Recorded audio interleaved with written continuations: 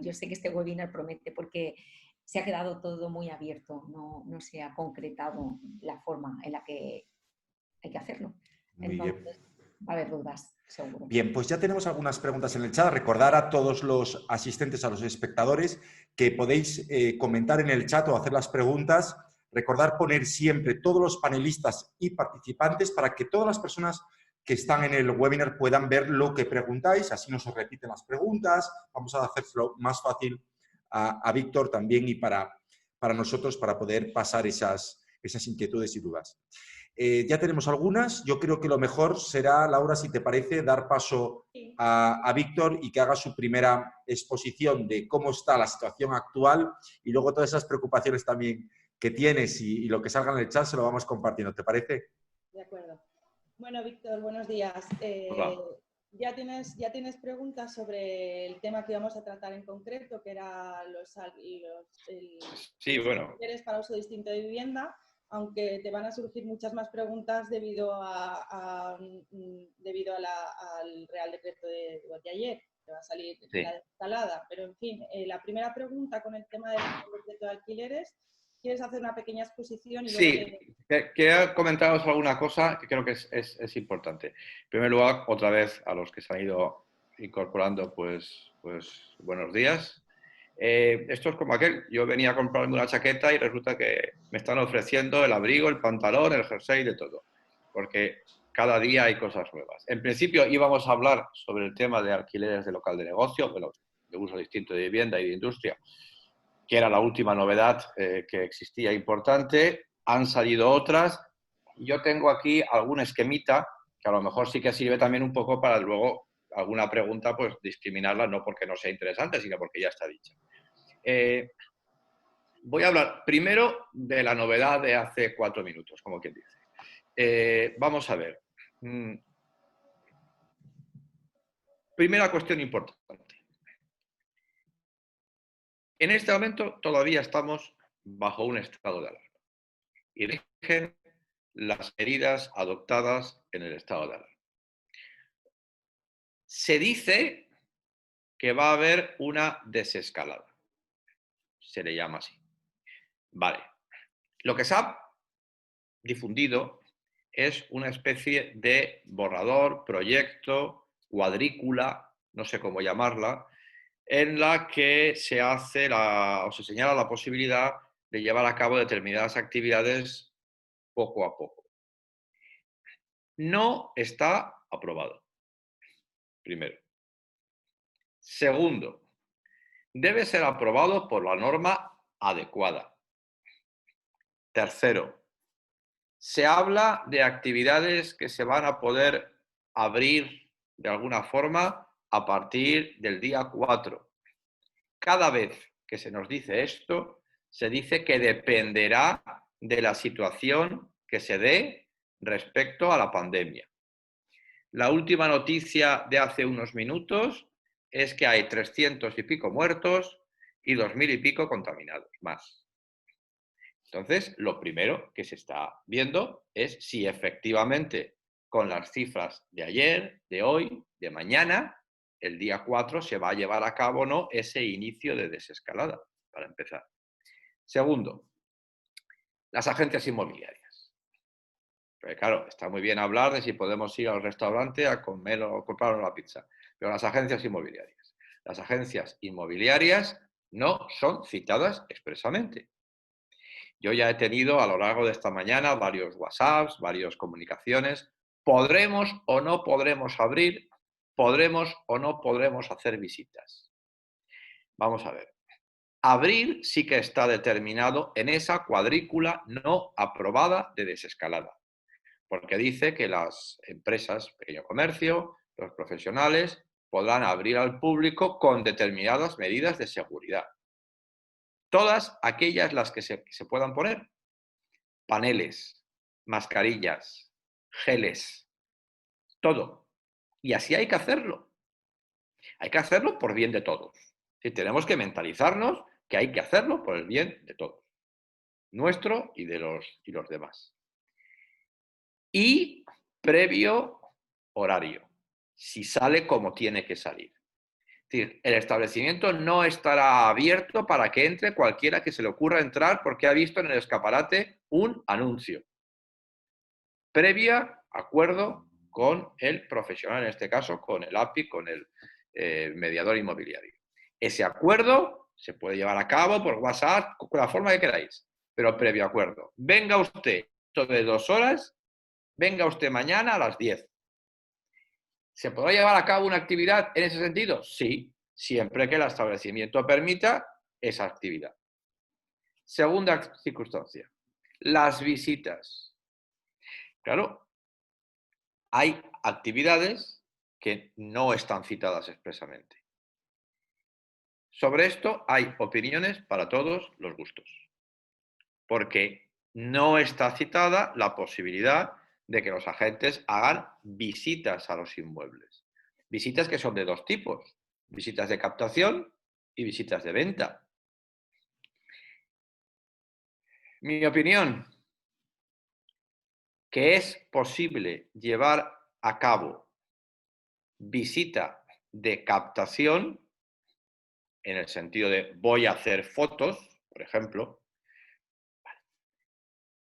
limitadas. No se trata de que vayan 3 personas de la agencia y esté el dueño, la dueña, el hijo, el padre y el sobrino en esa visita. No es posible, no tiene sentido.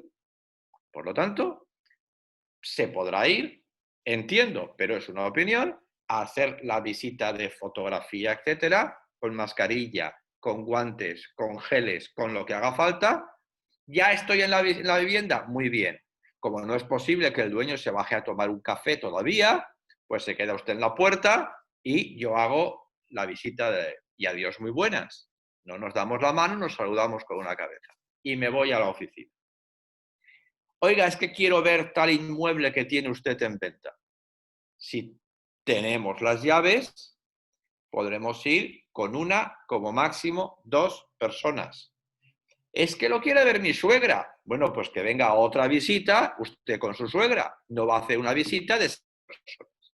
Porque el problema de estas cosas es que cuando se abre la puerta es imposible cerrarla. Y si quedas la pareja, la suegra, a lo mejor viene el hermano de la suegra y un primo del pueblo que ya que está aquí confinado, pues también viene a ver la visita. No, eso no es posible. No es posible hacerlo así.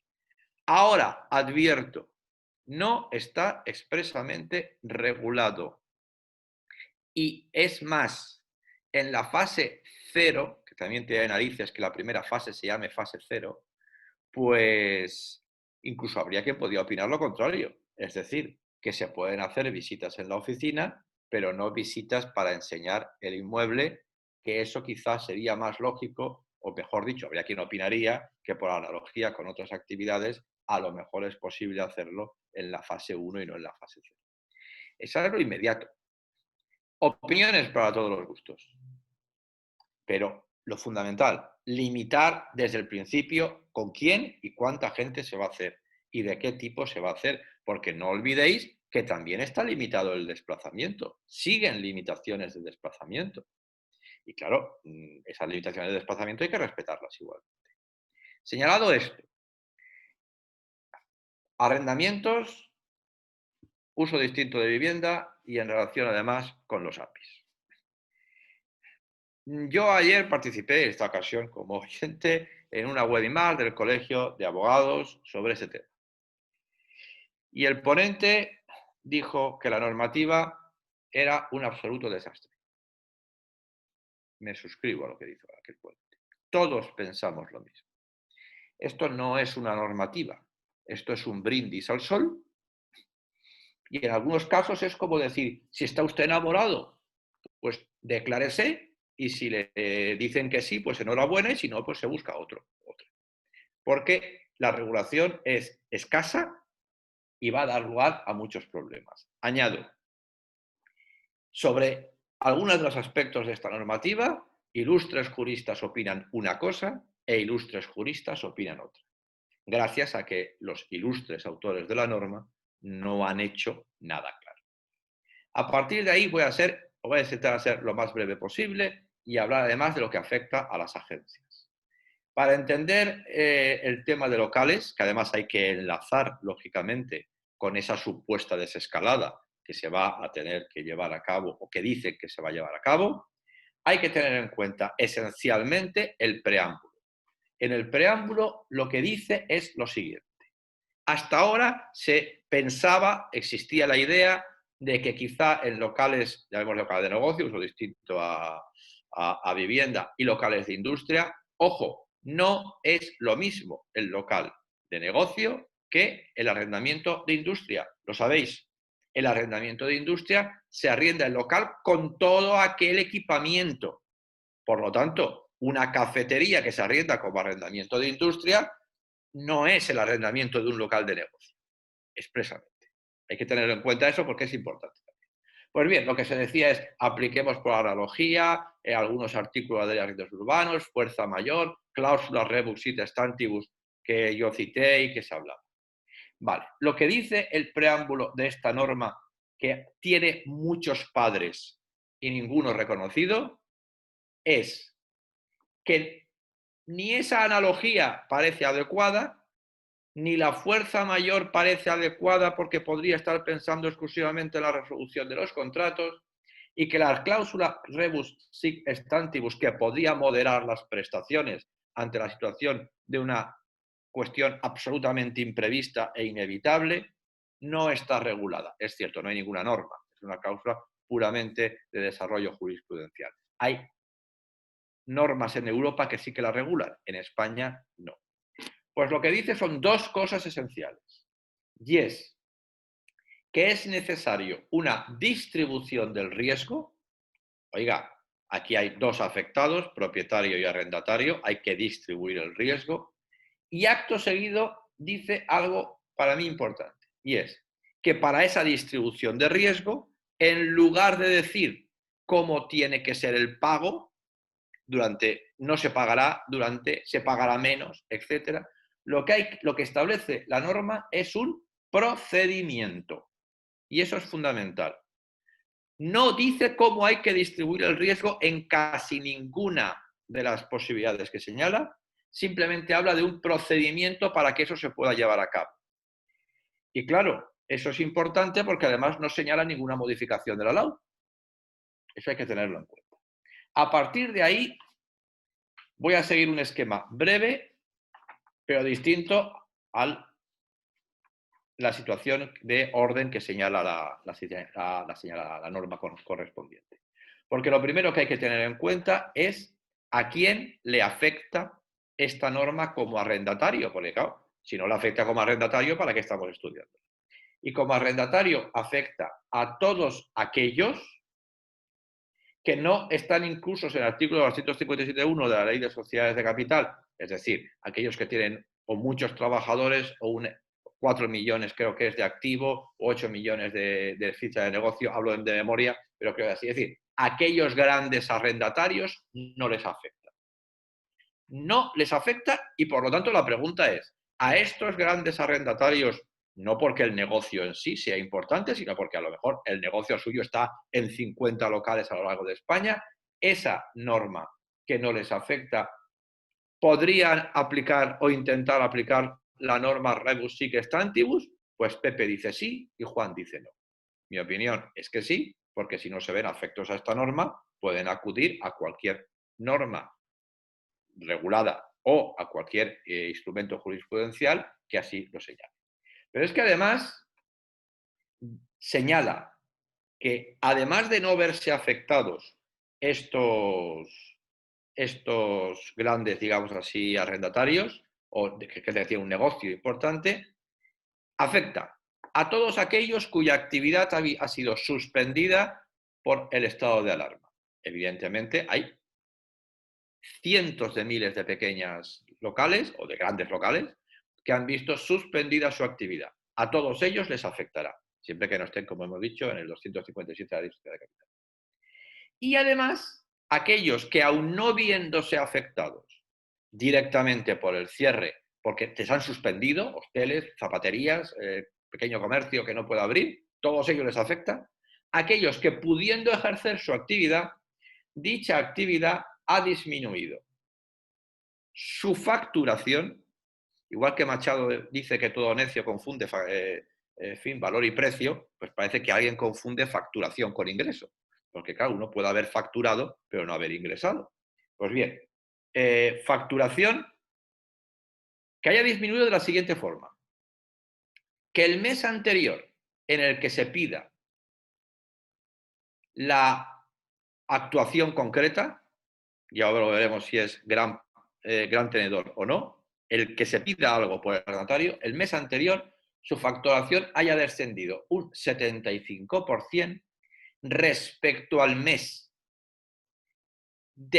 respecto al trimestre del año anterior donde esté incluido ese mes. Por ejemplo, si yo en abril pido que para mayo se me aplique, en el mes de abril tengo que haber disminuido la facturación un 75% respecto a la media del trimestre abril, mayo, junio.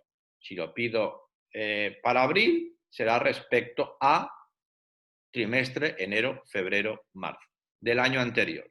De entrada, todos los establecimientos arrendados en el último año no tienen forma de calcularlo.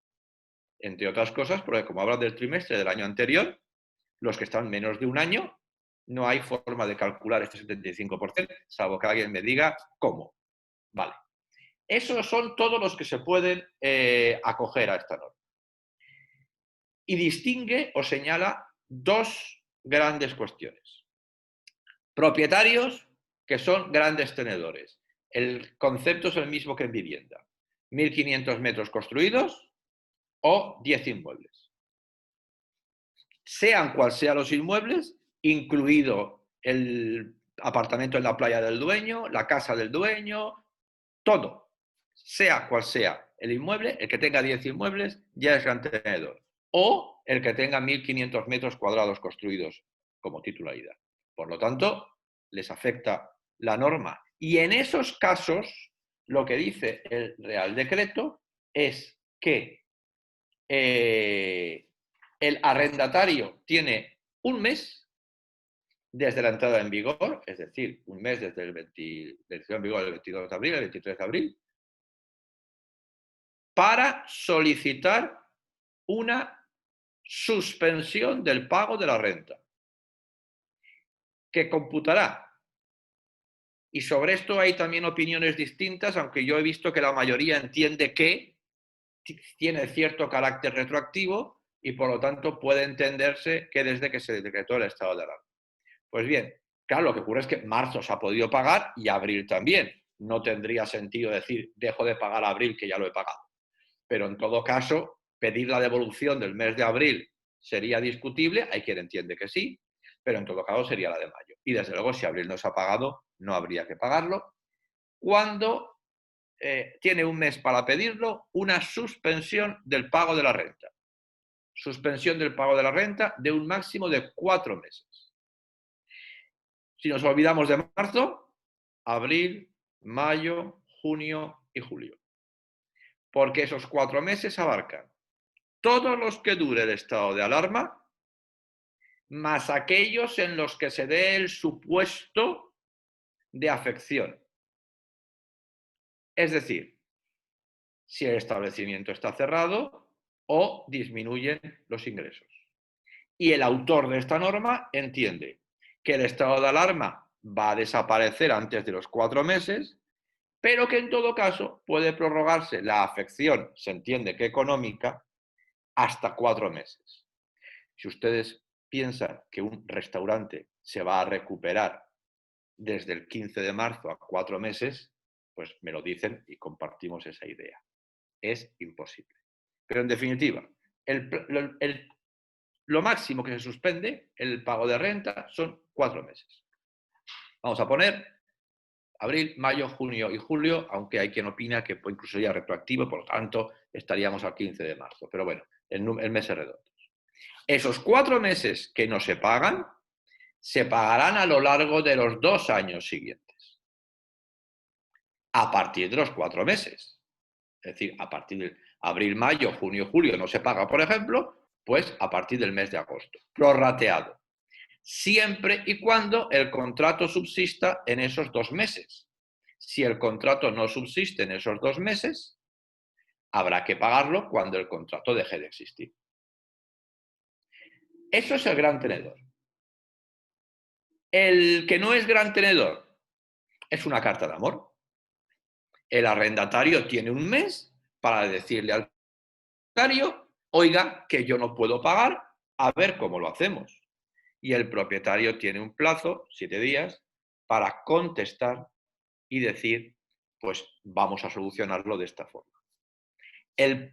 Yo recomiendo que el arrendatario haga ya una propuesta. Oiga, y en la propuesta no puedo decir que haya una quita, claro, porque no lo puede usted proponer. ¿Quién ha dicho que no se puede proponer una quita? Otra cosa es que el propietario no quiera, porque luego dirá algo muy importante. Pero en definitiva, hacer una propuesta también es posible cuando es gran tenedor, o sea, las propuestas son libres. Ahora sabemos que a lo que está obligado necesariamente el gran tenedor es a ese aplazamiento de los 4 meses. El que no es gran tenedor no está obligado a nada, salvo a contestar si quiere o no quiere esa propuesta. A partir de ahí, ya no pasa nada. El que no es gran tenedor, que es la mayoría de propietarios y la mayoría de locales, si no hay acuerdo, pues oye, pues no se casan y cada uno se vuelve a su casa con su familia o con la casa donde vivía. ¿Qué es lo que sucede? Que no se ha querido regular. Yo entiendo, además, pues pasé una nota en su momento, yo entiendo que esto se ha articulado a trompicones, incluso faltan párrafos que han debido quitarse a lo largo de la redacción, y como zanahoria al que no es gran tenedor para que acepte un aplazamiento o acepte un acuerdo, se dice que puede hacer uso de la fianza. Claro, la fianza está depositada en la Comunidad Valenciana, bien, creo que prácticamente todas, aunque me ha llegado la noticia de que hay una que no. Lo cual supone que habrá que decirle al PROP, con un acuerdo firmado por las partes, devuélvame usted la fianza. Y esa fianza, no obstante, tiene que reponerse al cabo de 1 año.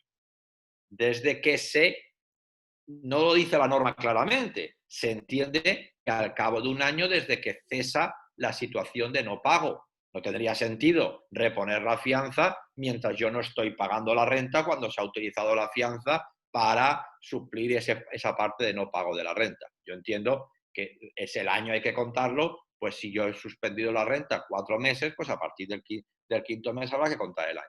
Pero la verdad es que como casi nada dice claramente esta normativa.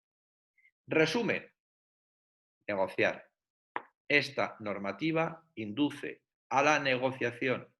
Hay que negociar, hay que agotar las posibilidades de negociación.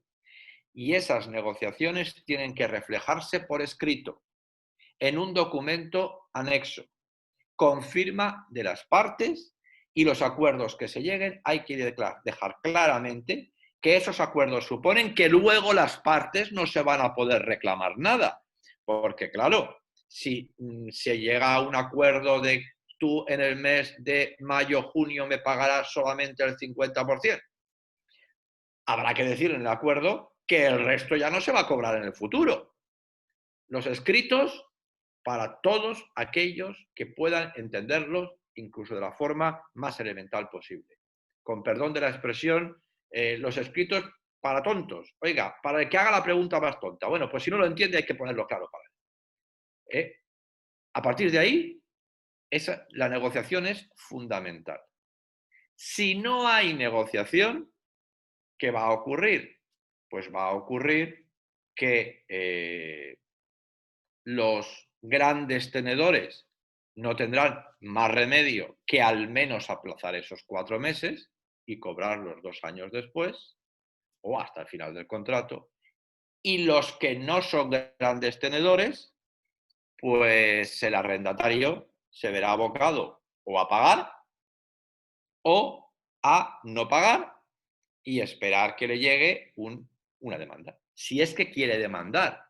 Demanda que no tiene por qué ser de desahucio y que pueda simplemente ser de reclamación de rentas y en la cual quizá pues alguien oponga pues la fuerza mayor o oponga alguna circunstancia de estas, porque lo bien cierto es que la posibilidad de aplicar la cláusula rebus sic stantibus no está fijada con claridad en esta norma. Habla de procedimiento y ya está. Yo me pregunto si un local de un pequeño propietario de una cafetería que va a cobrar durante meses o va a estar cerrada, ¿por qué no se puede aplicar la cláusula rebus sic stantibus cuando no te señalan una solución concreta aquí? Una cláusula jurisprudencial que tampoco señala la aplicación de dicha cláusula a una solución concreta, porque la resolución del contrato se puede pedir en la cláusula rebus sic stantibus, yo lo termino antes del plazo correspondiente, pero claro, si yo pido una reducción de rentas, ¿de cuánto? Del 20%, del 80%, al final los jueces se convierten en árbitros de equidad. Pero esa es la normativa esencial. Luego señala una serie de documentos que hay que aportar, pero en definitiva se pueden aportar posteriormente porque a veces puede ser, ya señala con claridad aquí, en fin, cómo aportarlos. Esa es la normativa sobre arrendamientos.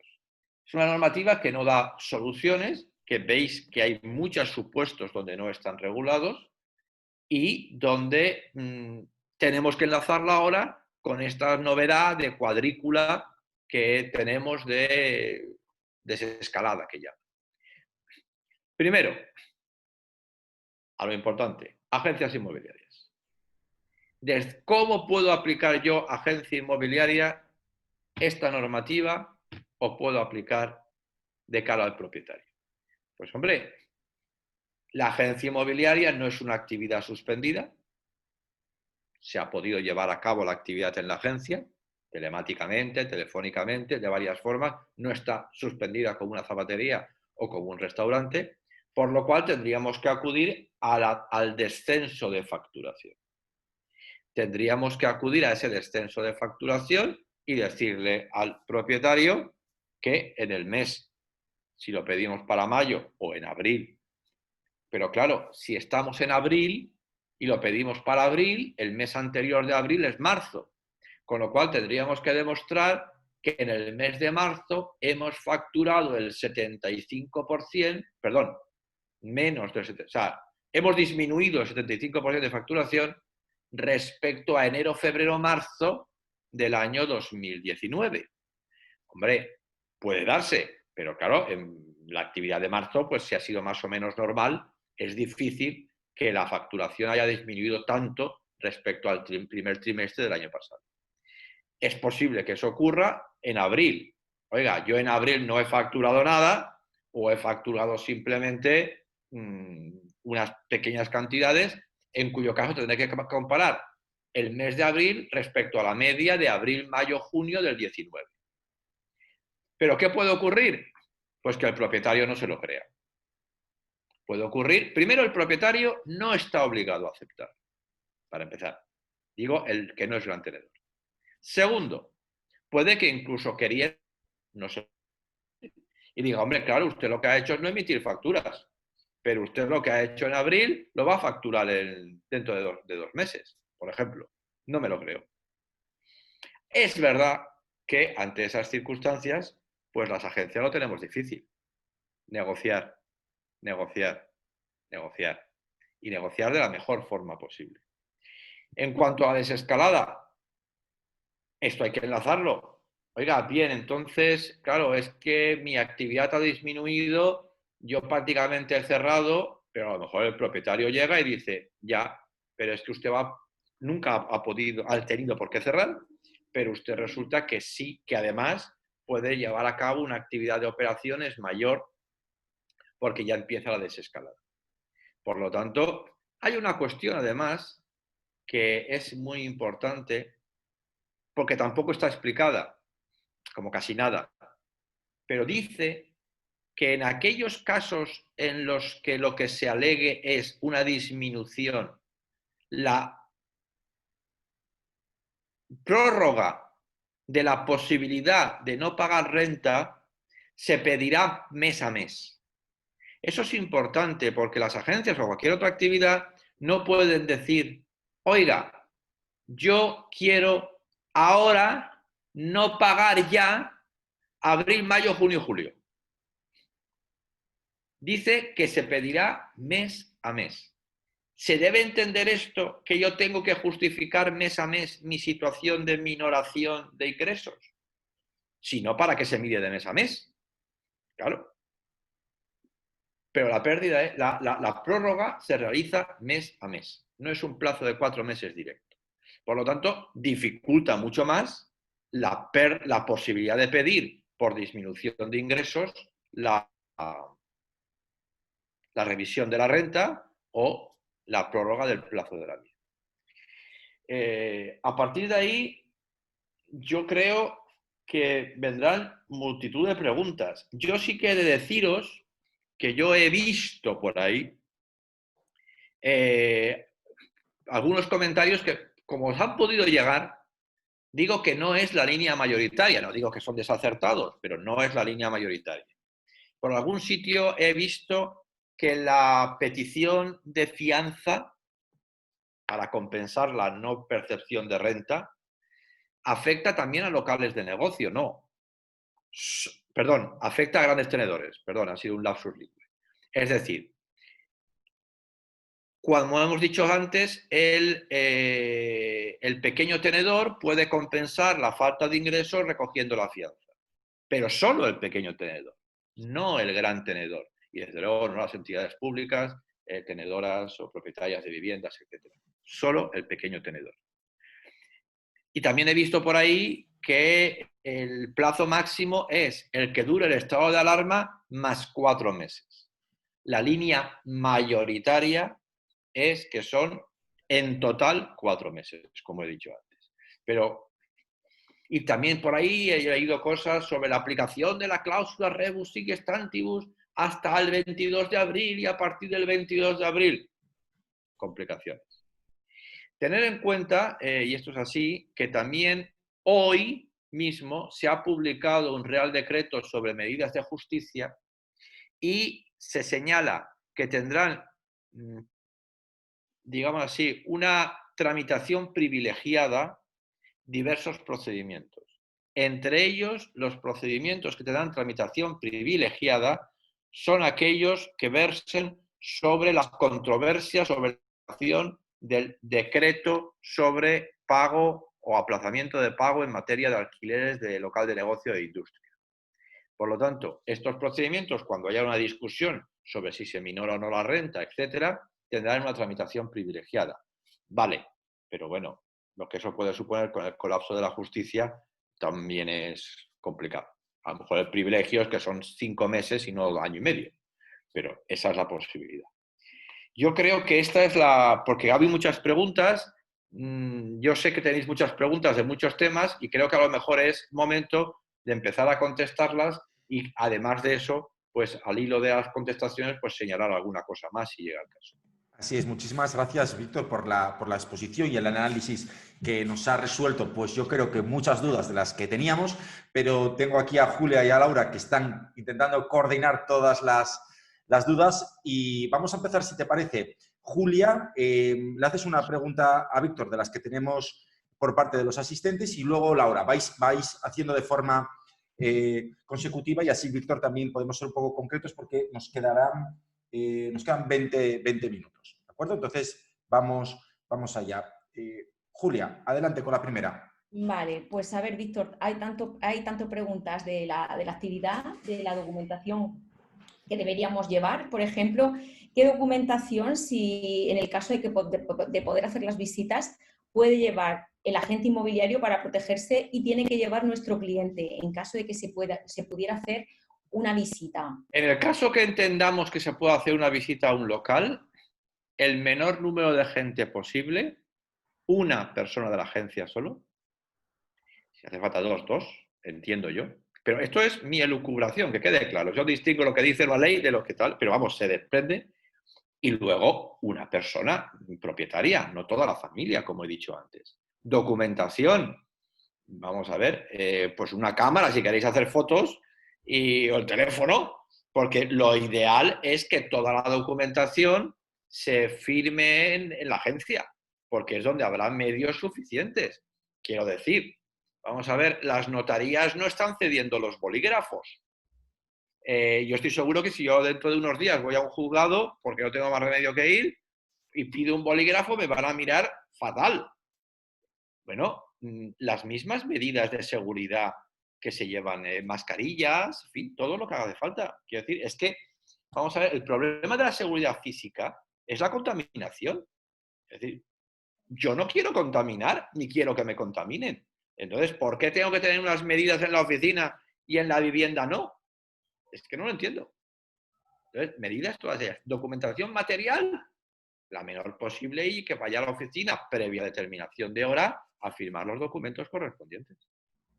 Creo que el cliente, que los compañeros se referían si tienes que llevar como autónomo pues la declaración censal de que eres autónomo, o el cliente tiene que llevar la citación. En el caso de la policía, por ejemplo, por si te pillara, ese tipo de documentación que hay que Vamos llevar. a ver, si es tu casa, para ir a tu casa no hace falta nada. Si no es tu casa, evidentemente, porque está cerrada, por lo que sea, pues sería deseable que hubiera un intercambio de comunicaciones un poco formal con la agencia. El problema es que sigo diciendo que no está claro que las visitas se puedan hacer. Es decir, no está claro que si te para la policía y dices, no, es que voy a tal casa, vamos a ver, si se tienen de esa casa recibo de IBI, hombre, un señor va a una casa de su propiedad. Entonces, si un señor vive en la avenida del Puerto y va a enseñar una casa en Peseta Alexandre, pues a lo mejor lleva el recibo del IBI y dice, voy a una casa de mi propiedad, mire, esta casa es mía. Es difícil que le pongan inconvenientes, porque acredita que la casa es suya, que tiene una relación con esa casa. Y prohibirte ir a una casa dentro de un mismo ámbito, pues es complicado que lo hagan. Vamos, yo creo que no está incluida la prohibición ahí. Pero, y la agencia, claro, ¿usted dónde va? Mire, yo soy autónomo, ya, pero usted no está fuera de su oficina. Entonces, una comunicación diciendo que voy a realizar mi trabajo, una comunicación, una especie de invitación por parte del propietario. Pero ya digo, no está nada claro que eso se pueda hacer. Que quede claro, porque yo lo que no quiero es que alguien pille y digan que Víctor ha dicho que se puede hacer. Yo he dicho, en todo caso, ¿qué pasaría si? Muy bien. Laura, ¿alguna de las preguntas que has podido seleccionar para compartir con Víctor? Y con respecto al tema de los alquileres para uso distinto de vivienda, y en el caso de que sea un gran tenedor, Víctor, me preguntan si cuando no es un negocio, que estamos hablando de una asociación o de una falla, ¿qué sucedería? ¿Cómo se puede gestionar? Vamos a ver. El problema es que el uso distinto de vivienda, según dice la ley, has hablado de gran tenedor, ¿qué me parece que te dices? Vale. Pues señala que es o la actividad está suspendida, y la actividad hoy está suspendida. Quiero decir, las fallas no se pueden reunir en un local, la actividad está suspendida. Una asociación cultural, la actividad está suspendida hasta que deje de estarlo. Cuando deje de estarlo, evidentemente va a ser muy difícil demostrar que tiene un 75% de disminución de ingresos. Vamos, va a ser prácticamente imposible, porque muchas serán sin ánimo de lucro, se pasarán cuotas anuales en estas situaciones, y el problema es que no vas a poder demostrar eso. Claro, pero te puedes acoger en principio, pero bueno, no, perdón. No. Yo creo, Víctor, que está hablando, es que la normativa está hablando de autónomos y pymes. Claro, Ojo, porque es que a las preguntas a veces quieres contestar. La normativa está hablando de autónomos y pymes. Y una falla ni es autónomo ni es pyme. Exactamente. Entonces, es que no se aplica. Vamos a ver, ¿no? Es que para mí no se aplica. Está hablando de autónomos y pymes. Es como si fuese un no gran tenedor. Puede llegar a un acuerdo con él o una negociación. Exactamente. O sea, tú puedes llegar a los acuerdos que consideres dentro de la autonomía de la voluntad. Pero bueno, aquí está hablando, claro, es que está hablando de autónomos y pymes. Es que uno quiere a veces contestar y claro, tiene eso, el directo tiene eso. Vale. Julia. Bueno, pues los compañeros un poco están con dudas acerca de los grandes tenedores. Entonces, nos comentan que si una SL, si no llega, una mercantil, si no llega a tener esos 10 inmuebles, si ya se considera gran tenedor por ser una mercantil, una sociedad limitada. No tiene que ser, no, lo dice la norma. Entendido gran tenedor, 1.500 metros y 10 inmuebles. Vale, siempre, perfecto. Y nos comentaban también, si un arrendador nos alquila un local en el primer trimestre del 2020 y nos pide una moratoria de la renta con pérdida del 75% de su facturación con respecto al año pasado, ¿se debe hacer? Si el año pasado no existe para él, lo ha alquilado este año. Es lo que yo he dicho antes. El problema es que ¿cómo lo calculas? No se puede calcular. Pero yo recomiendo siempre llegar a acuerdos. Siempre. Lo que ocurre es que esta norma dificulta los acuerdos en la medida en que los propietarios pueden decir, oiga, esto es lo que está regulado. A mí no me venga con más historias. Y también hay otra cuestión. Recomiendo llegar a acuerdos y recomiendo no hacer uso de la fianza. Porque es una tontería, en gran parte. ¿Para qué vas a hacer todo el papeleo de cobrar la fianza cuando el máximo son 4 meses y la fianza responde de deudas futuras que tiene un año para reponerla y a saber si se repone o no? Responde del estado del local, responde de muchas cosas. Es que a lo mejor resulta que luego te deja colgado en 800 euros porque resulta que el recibo no estaba a nombre de quien sea. O sea, mis recomendaciones, no, o sea, esa zanahoria de la fianza no la utilices. No se utiliza. Claro. Llegar a los acuerdos que haga falta, pero que no se utilice la fianza, que no es sino una zanahoria un poco absurda. Solo en situaciones de grandes fianzas, porque el local tiene un arrendamiento muy elevado, que puede ser, pues no sé, 10, 15, 20.000, 30.000 euros, hay zonas donde se pagan esto, y algunos locales, sería posible intentar mirar. Pero los locales normales de fianzas de 500, 800, 1.000, 2.000, incluso 3.000 euros, yo no veo la utilidad. Si está la fianza ahí, en todo caso, y responderá de posibles deudas futuras, dejarla tranquilita, que está mejor. Claro, era otra pregunta que nos comentaban, de la fianza, que luego sería un problema. Si no la devuelves, pues sería un problema, sería causa quizá de desahucio, ¿no? Claro, es que no dicen aquí nada de eso, como de casi nada. Pero la fianza tiene que reponerse en el plazo de un año. ¿Qué ocurre si no se repone? Pues que se equivale al impago de renta. Pues parecería que sí, pero ¿para qué quiero tener yo el problema? No me la cojo, está ahí, me reserva para cuestiones, me da seguridad para cuestiones futuras y ya negocio con el arrendatario lo que yo considere que tenga que negociar. Laura, ¿algún otro tema para ir avanzando también? Nos quedan 13 minutos. No sé si... ¿sí? Preguntas sobre las visitas, Víctor. Sí. Sobre el momento en el que podemos empezar a hacer visitas y podemos empezar a hablar, si estamos hablando del día 4 o del día 12, de si las visitas se van a poder hacer de un pueblo a otro. Bueno, yo creo que esto no lo sabemos. Y luego también otra pregunta enlazada, te las estoy haciendo un poco enlazadas, es en el caso de que no nos dejasen realizar visitas, efectivamente, ¿qué tipo de negocio tenemos? Porque realmente estamos muy limitados al negocio que ya nos quedaba por finalizar este mes de las operaciones que teníamos. Vamos a ver, es lo que he dicho antes.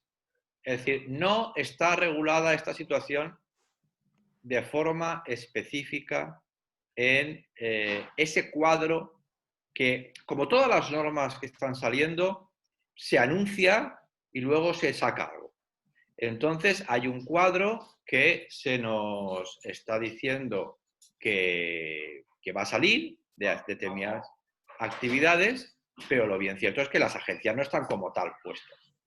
Como profesionales y pequeño comercio, pues vamos a poder tener esa posible apertura controlada, con poca gente dentro, etc. No habla de las visitas.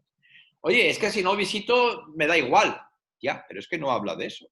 Entonces, no habla de eso ni el día 4 ni el día 11. Entonces, Salvo error que me digáis, no, mira, yo lo he podido ver, yo lo he visto muy rápidamente, pero vamos, lo he visto. Entonces, si no es posible eso, Bueno, habrá que inventarse algo.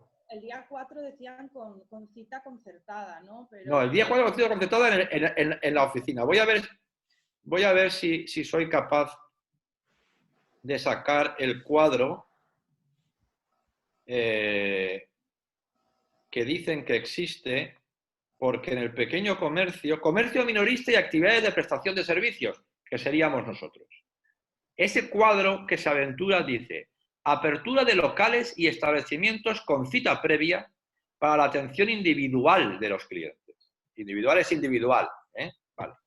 Estos locales deberán contar con el mostrador, mampara, etc. Se establecerá un horario de atención preferente para mayores de 65 años.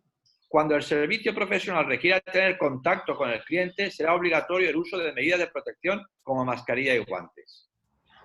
Es lo que dice. Está diciendo eso. Luego, lo que está diciendo es, segunda fase, apertura generalizada de los locales y establecimientos comerciales que no tengan carácter de centro comercial. No alterar la actividad de los establecimientos situados en centros comerciales. Aforo limitado 30%. Se establecerá horario de atención preferente.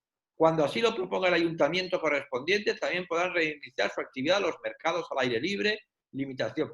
Oiga, si puedo ir a un mercado al aire libre, ¿por qué no puedo enseñar una casa? Pues sí, es verdad.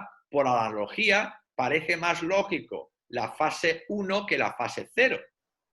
Pero expresamente la fase 0 no lo dice. No está. O sea, ¿se va a poder? No está regulado si podemos No hacer está. visitas, no lo sabemos de momento. Solo abrir el despacho. No, abrir el despacho es lo único que va a ser posible. Que ya es ahora ya es. Solamente que hasta ahora eran sin visitas y ahora tienes visitas. Vale. Muy bien. El tema de las visitas vemos que está surgiendo con el tema, sobre todo, especialmente, si se pueden hacer visitas de captación o de compradores con esa cita previa, pero queda claro que todavía no está expresamente eso regulado y tendremos que esperar. Julia, ¿algún otro tema que podamos avanzar? Yo solamente quería que me confirmara, por preguntas que hacen los compañeros, que para los grandes tenedores ni entran garajes, ni trasteros, no computa, y que...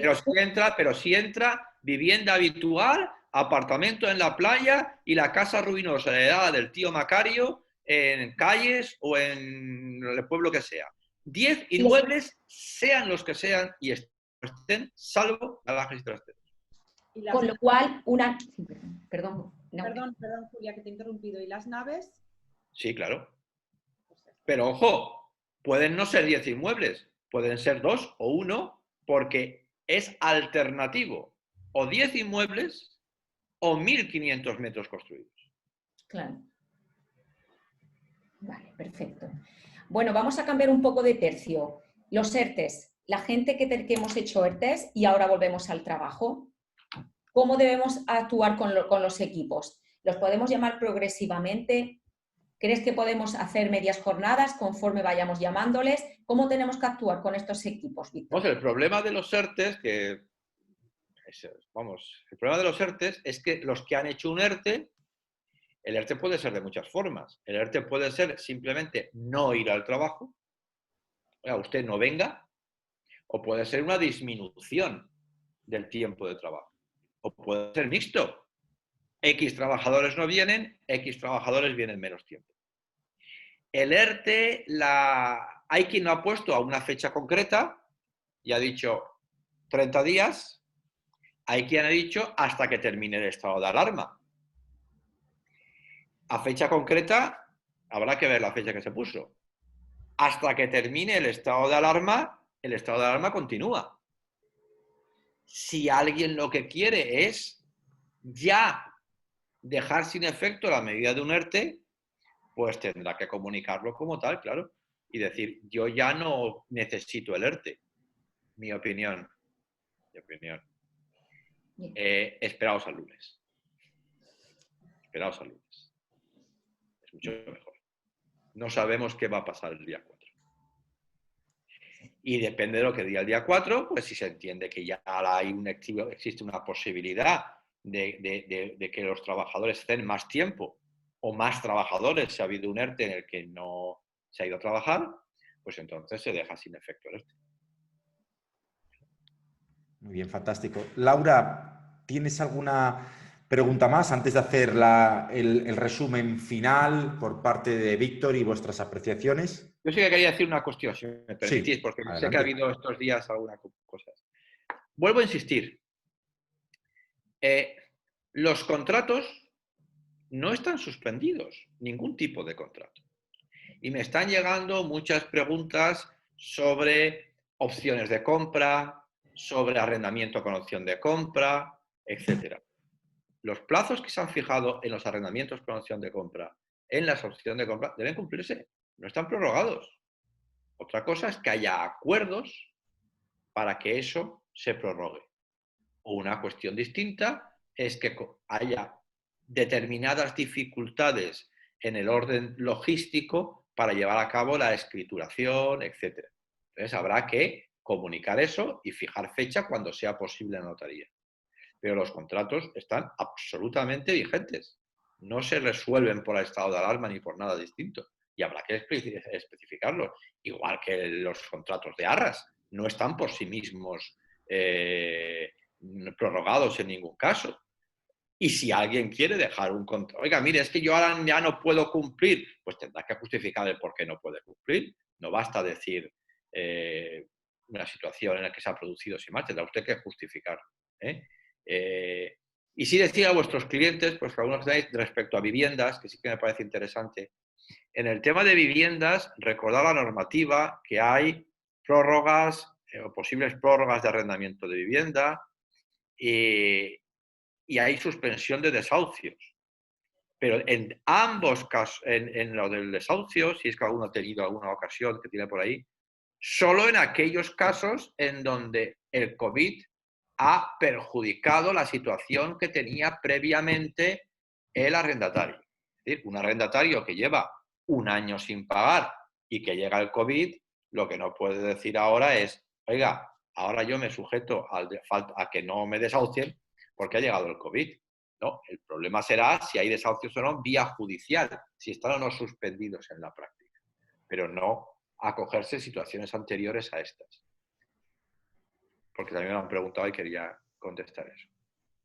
Hay una puntualización bastante interesante con respecto al ERTE que están diciendo una persona que nos está observando, sí, un colegiado, en este caso no lo sé, es que si realmente han cambiado la normativa o si tienen que mantener 6 meses los trabajadores cuando has hecho un ERTE. Yo no sé nada al respecto, yo creo que no ha cambiado de momento. Yo creo que no ha cambiado, quiero recordar que no ha cambiado. Sí que hay otra cosa que también porque me han preguntado, yo pregunto esa parte también, es el tema del IVA y los arrendamientos. Porque en distinto, claro, hay IVA en aquellos locales de uso distinto de vivienda y, claro, ya ha dicho la agencia tributaria que los acuerdos que se alcancen para posponer el pago, en esas mensualidades no se devenga IVA.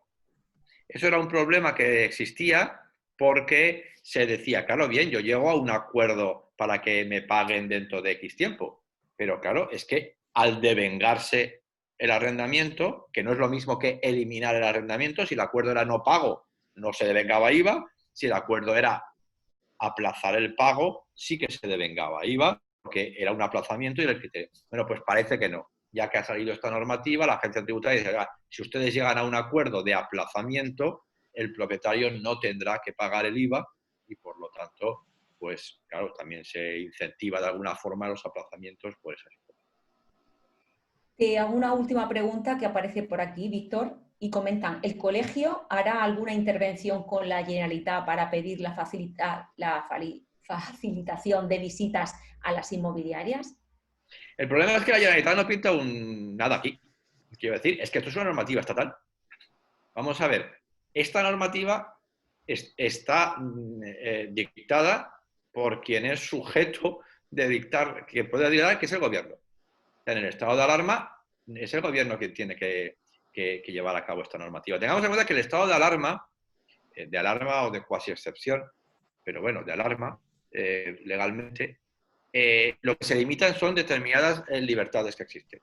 Entre ellos la libertad de empresa o la libertad de deambulación.